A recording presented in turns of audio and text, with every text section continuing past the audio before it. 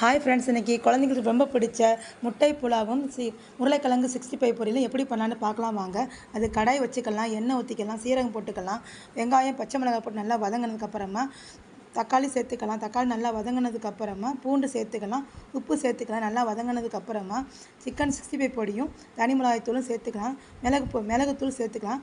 நல்லா வதங்கினதுக்கப்புறமா ஒரு 3 முட்டையை உடைச்சி நல்லா ஊற்றி அதில் நல்லா கிண்டி கிளறி விடுங்க. நல்லா வதங்கினதுக்கப்புறமா சுட சுட சாதம் எடுத்து அதில் போட்டு நல்லா கிளறி கொடுங்க.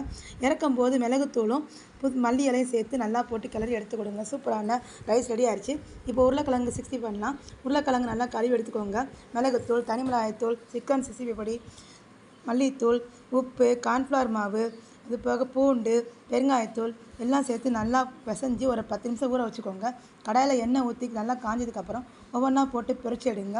இது சூப்பராக ரெடியாக இருக்கும். இது என்னோடய ஸ்டைலில் சூப்பராக ரெடி ஆயிடுச்சு. தேங்க்யூ.